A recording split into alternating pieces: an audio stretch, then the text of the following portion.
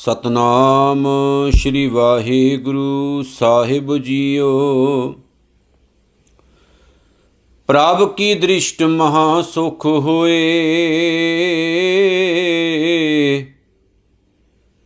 हर रस पावै बिरला कोय। प्रभ की दृष्ट महासुख होए, हर रस पावै बिरला कोय। जिन चाखिया से जन तृपताने, पूरन पुरख नहीं डोलाने। सो भर भरे प्रेम रस रंग, उपजै चाऊ साध कै संग। परे शरण आन सब त्याग, अंतर प्रगास अन दिन लिव लाग। बड़ भागी जपिया प्रभ सोए, नानक नाम रते सुख होए। बड़ भागी जपिया प्रभ सोए, नानक नाम रते सुख हुए।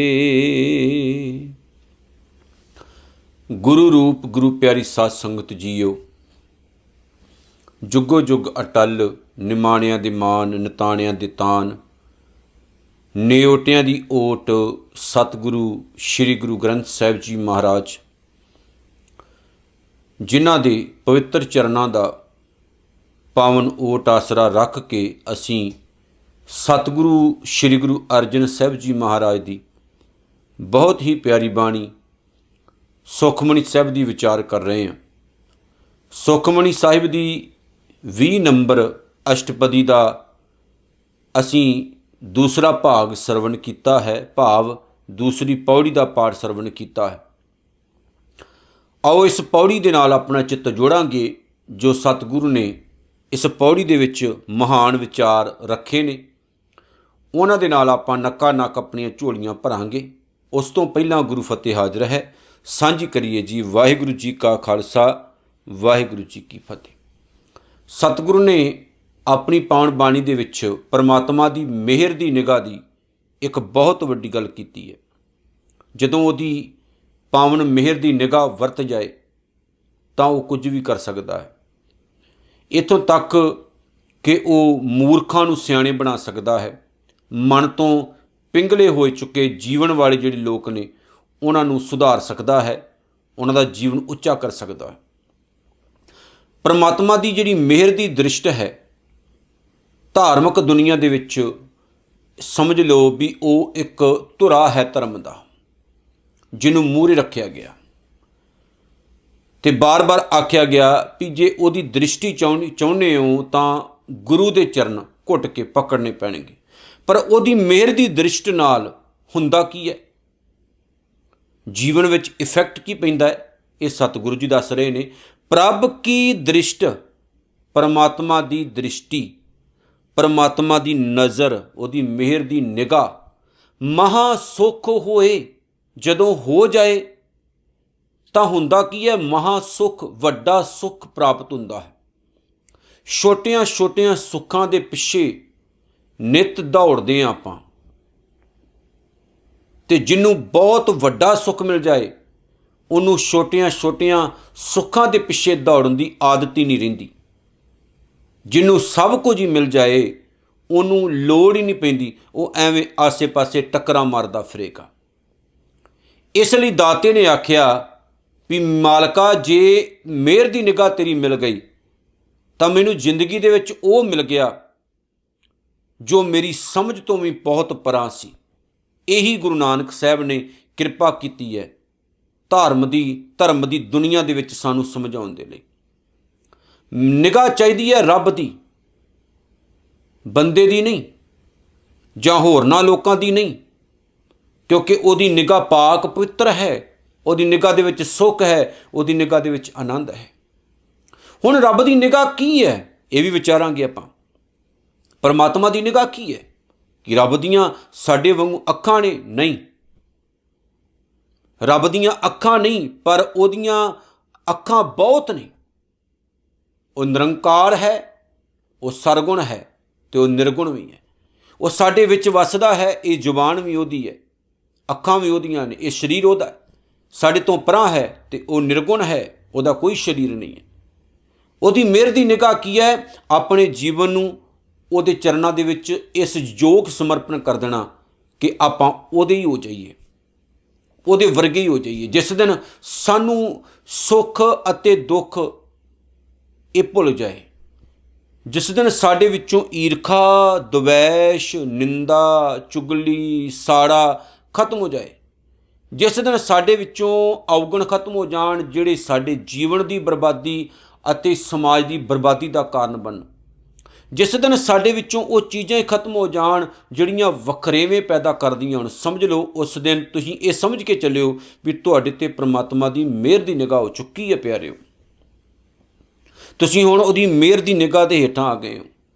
जिहड़े आ जांदे ने, मैं एक दिन पहलां भी कहा सी, सलाही सलाह एती सुरत ना पाईया, नदियां अतै वाह पवें समुंद ना जानिए। समुंद शाह सुल्तान गिरह सेती माल धन, कीड़ी तुल ना होवनी जे तिस मनो ना विसरे।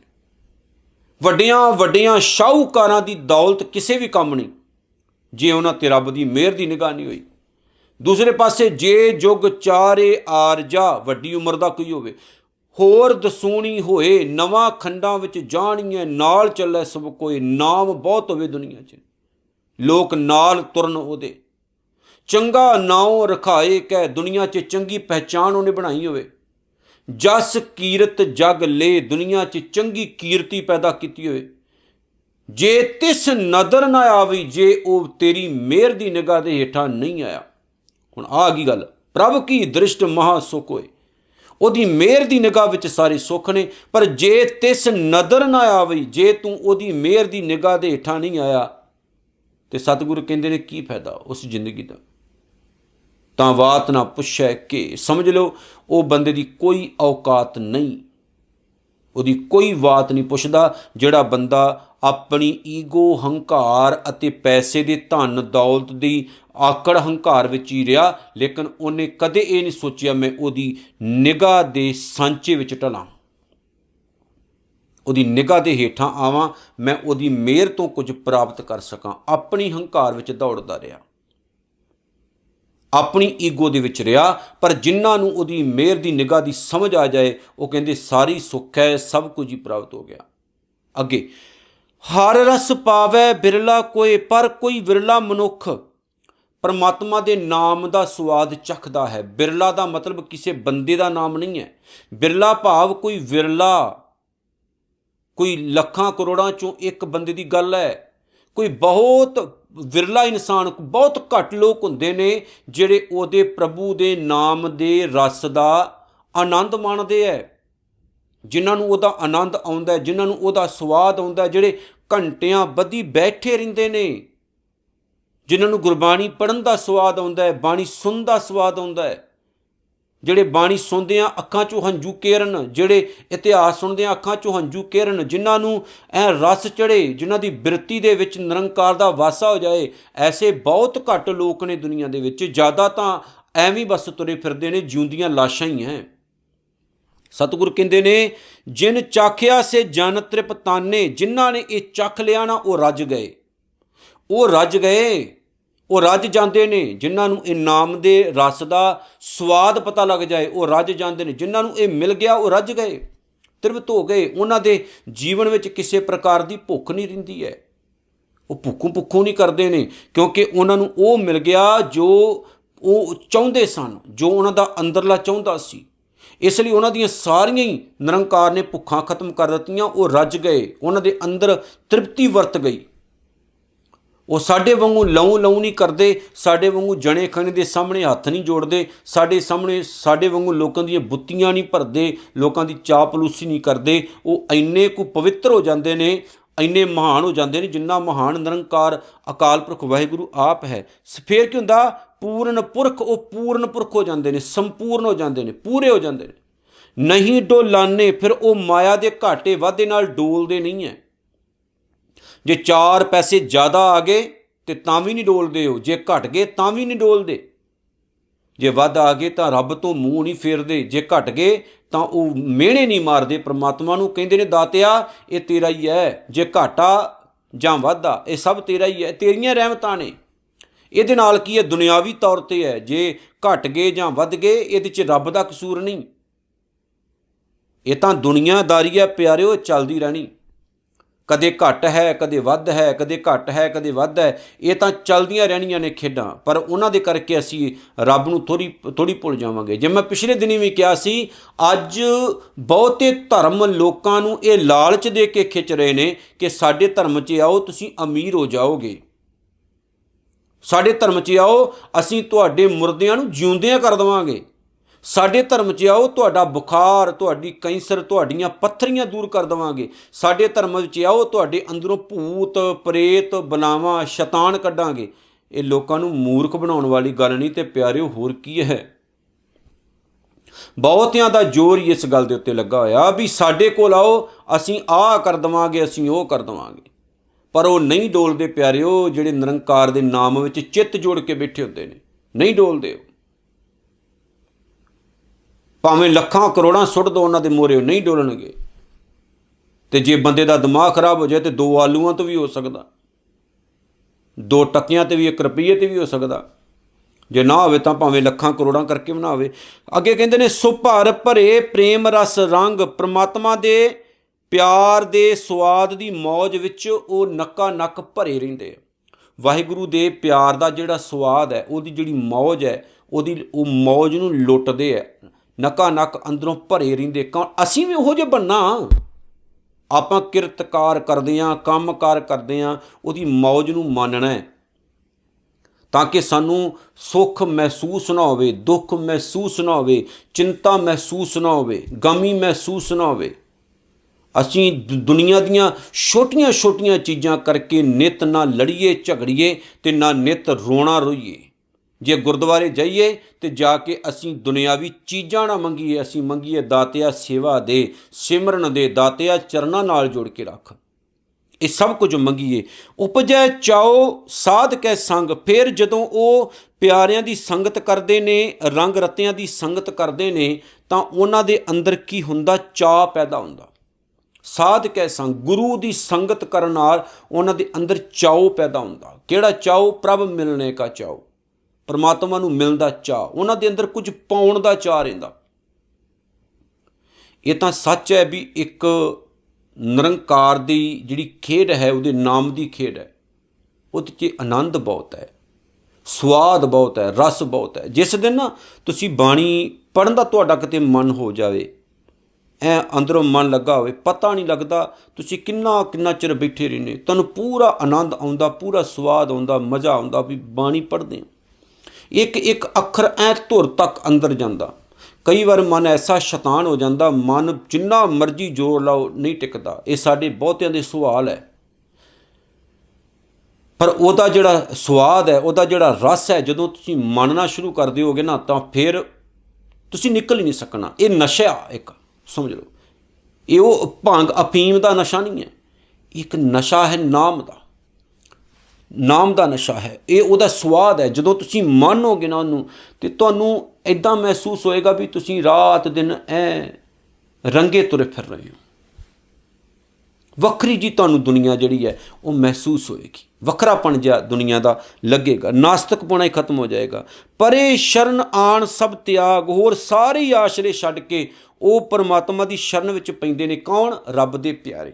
ਉਹਨਾਂ ਨੂੰ ਦੁਨੀਆ ਦੀ ਕੋਈ ਪਰਵਾਹ ਨਹੀਂ ਹੁੰਦੀ, ਉਹ ਲੋਕਾਂ ਦੇ ਹੱਥਾਂ ਵੱਲ ਨਹੀਂ ਦੇਖਦੇ ਨੇ ਪਿਆਰੇ।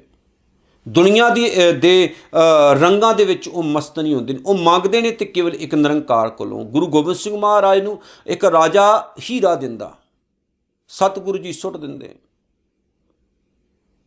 ਦਿੰਦੇ ਮਾਲਕ ਕਹਿੰਦੇ ਅਸੀਂ ਇਹਨਾਂ ਚੀਜ਼ਾਂ ਦੇ ਵਿੱਚ ਖੱਚਤ ਹੋਣ ਥੋੜ੍ਹੀ ਆਏ ਹਾਂ, ਕਿੱਥੇ ਸਾਂਭਦੇ ਰਵਾਂਗੇ ਅਸੀਂ।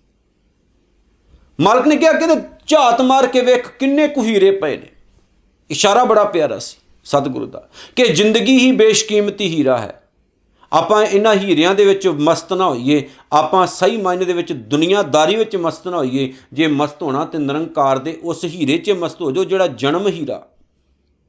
ਇਹਦੇ ਤੋਂ ਮਹਿੰਗਾ ਕੀ ਹੋਰ? ਰਾਜਾ ਕਹਿੰਦਾ ਬੜਾ ਮਹਿੰਗਾ ਹੈ ਸਤਿਗੁਰੂ। ਸਤਿਗੁਰੂ ਕਹਿੰਦੇ ਇਸ ਜਨਮ ਤੋਂ ਵੱਧ ਮਹਿੰਗਾ ਥੋੜ੍ਹੀ ਹੈ।